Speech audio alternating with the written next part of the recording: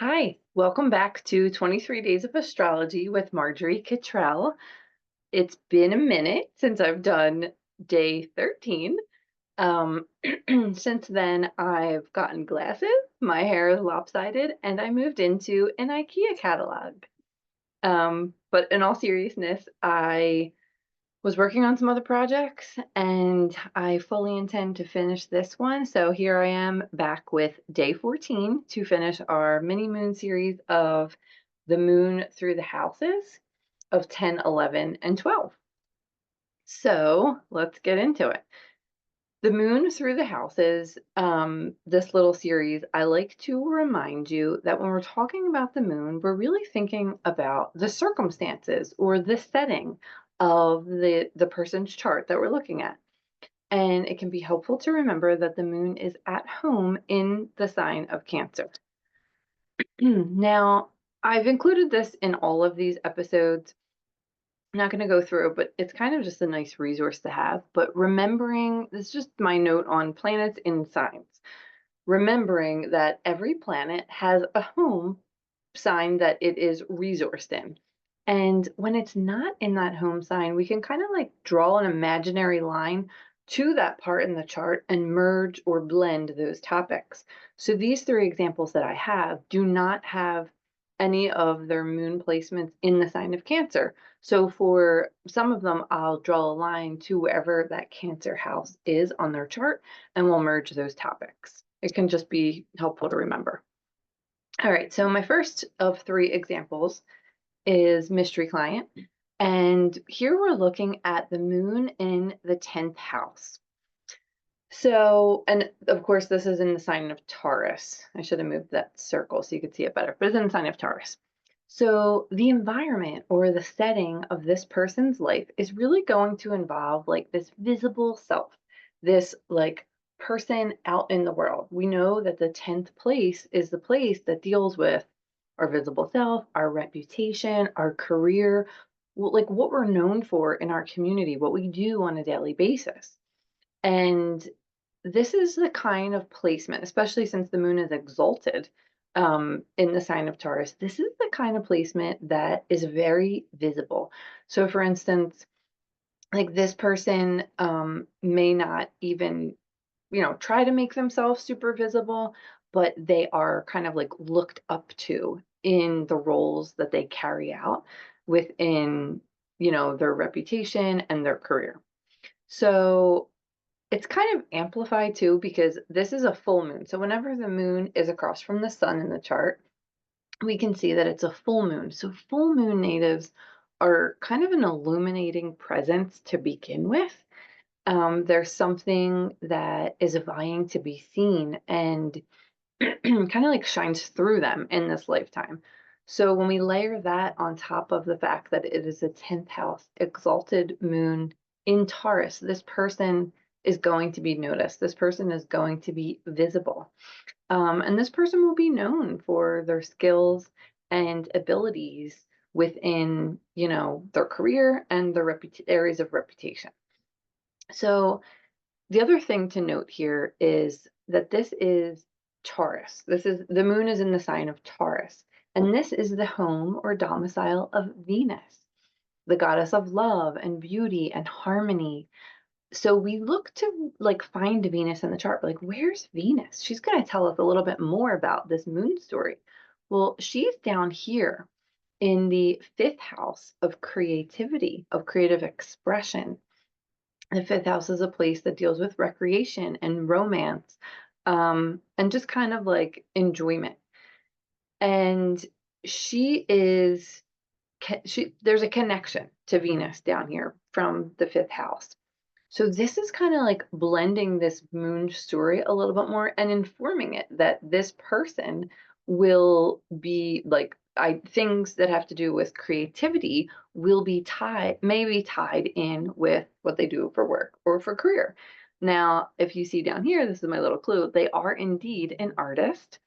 And this mystery client um, she does a lot of things, but some of the work that she does is, paintings that help people feel seen, aura paintings. She does dreamscapes, and also like energy clearing work, and even like clearing of spaces, like helping people organize the spaces in which they live and work to get rid of what is stagnant. I mean, we can see this across from this Pluto Sun conjunction in the fourth. It's kind of like pulling out what no longer belongs and helping you kind of like shine and illuminate as your best self out in the world. So she is someone that facilitates this for other people. There's one more layer to the story, and it's that the moon is connected to the 12th house of Cancer because that's the moon's home. So we do the same thing. We kind of like drew that line to Venus. Well, now we're going to draw the line from the moon to Cancer because that's where the moon's home is. The 12th house is the place that deals with like our blind spots, what's in the shadows, what's not easily accessible to us. Um, Through her work, this artist really helps people look into those spaces and kind of like shine a light on them and illuminate, like go in with like a lantern and look around and excavate what beauty can be found in doing that and illuminating it and reflecting it back to that person. That's what I've experienced through working with this person when she is in her like full artist mode. So that is my 10th house moon example. Okay, 11th house moon. Here is that example. Just take a peek at the chart for a minute and see if you can find anything. What are the topics of the 11th house? How might that show up for somebody's life environment, the setting of their life? Where's this story going to unfold? Okay, so this is my favorite musician, Trevor Hall, singer-songwriter, and his moon is in the 11th house, which is a place that deals with like anything of the future. It's just like opportunity, dreams, hopes, wishes, visions. This is a place that deals with alliances, people that we partner with to carry out our dreams and carry out our visions. And his music is about, he sings about beauty, reflection, which is also a lot encompassed in this first house, like seeker story, which we're not going to focus on because we're talking about the moon, but there's a lot of reflection and introspection in his work. Harmony, themes of love, radical self-acceptance, devotion, and community. Devotion as part of a community. Um, it's really all about connection and like a vision for what is possible. There are a lot of the themes that are really prominent in his music. We can see this is another Venus ruled house. This is Libra. The last example was Taurus. They're both Venus's homes. So for the same reason, because this is Libra, we look for Venus in the chart because she's going to inform this moon story a little bit more for us. And here she is over here in the 12th house, the place that deals with, our blind spots, what is hidden, darkness, shadow work, and, the twists and turns of life. So a lot of his music deals with these topics. Specifically two albums that come to mind are The Fruitful Darkness, which is one of my favorite albums that I actually have on CD and play in my car. And In Between the In Between. I think that's the name of the album, but the tour was called The Great In Between. And the 12th house speaks to that this was a place called, referred to as metacosmos, the world between worlds, a liminal space. So he has this ability to see the beauty in these liminal spaces with Venus there and the moon in a Venusian sign. He has the ability to hold and see the darkness, but extract the beauty and the fruits, the fruitful darkness, what we can carry with us from experiencing those dark periods. And the last bit I'll say on this is I was just listening to an interview that he did, and he talked about when he grew up on an island off of the Carolinas, but he went to a boarding school in California. After boarding school, he got a record deal like right away after high school and moved to LA and had like he was like I had an apartment on the beach and that's what I did, but quickly he realized that he was very lonely and it felt very depressing to him because he was without his community. He didn't have any of his friends, he says in this interview, and he had just come from this like container of like an artist like um cauldron is the word that keeps coming to mind. He didn't use that word though. I just said that. But this like container of artists from that were converging from all over, and it seemed like such a great space when he was in boarding school, but now that the goal was to become a musician, but now that he found himself later in this apartment in LA where he didn't have any of his friends, he was very lonely. And to me, that really just points to when we are living in alignment with the environment that our chart reflects, we feel more generally in alignment or at home. The moon reflects home. So Trevor is somebody, and you'll hear this through his music, you'll see this through his actions, and you'll hear this through his interviews, somebody that thrives on community. That's like the essence, bringing people together, building a vision for the future. And he later talked about how he ended up moving down to Laguna Beach because he found a temple that he became part of and like was using every minute he could to go down and be a part of that community. So he ended up moving down there. So I thought that was a beautiful story to illustrate an 11th house moon and the importance of community for people that may find themselves with an 11th house moon, especially in the sign of Libra. Okay, and my last example is the moon in the 12th house. So this chart features a 12th house moon in the sign of Virgo.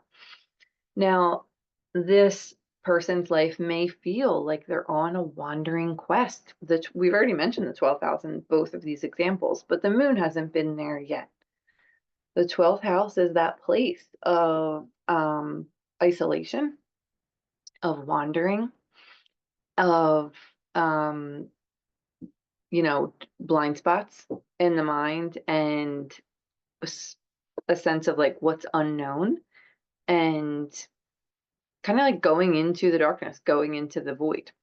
So there can be challenges with the 12th house. There can be challenges with every house and every placement, but there can be some specific challenges with the 12th house moon.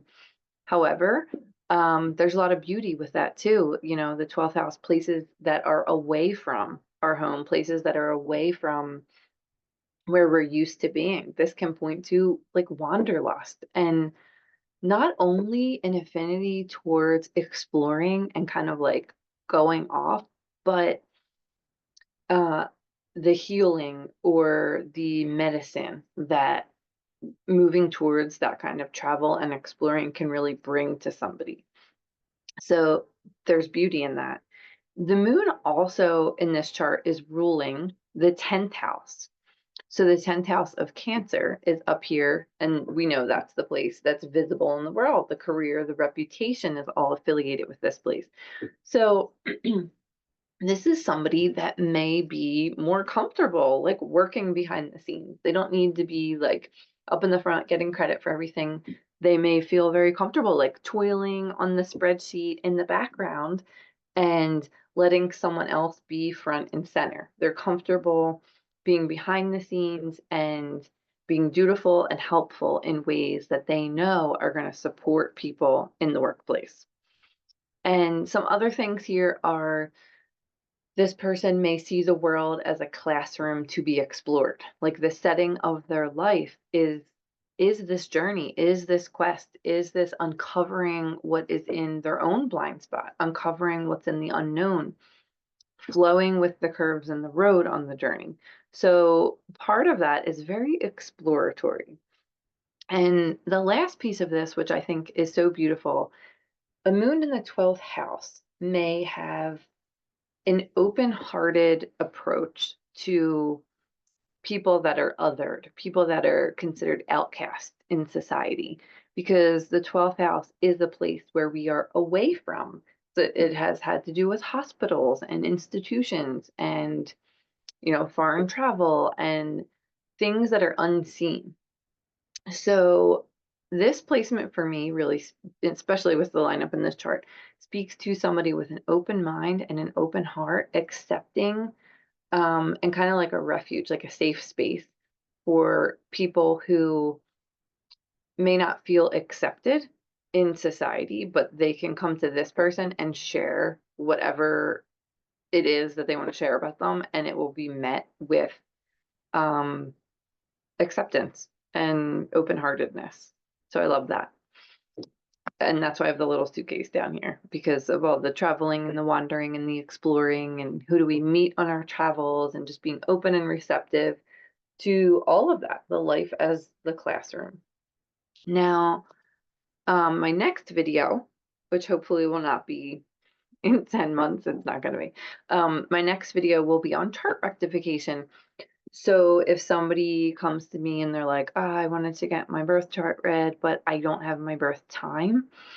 But I know I was born like between lunch and dinner or something like that. I will kind of show you what my steps are and how I go through that process with a client to help us narrow down a window of time that we feel good about is their close to their birth chart. Okay, thanks for being here. I'll see you again soon. Bye.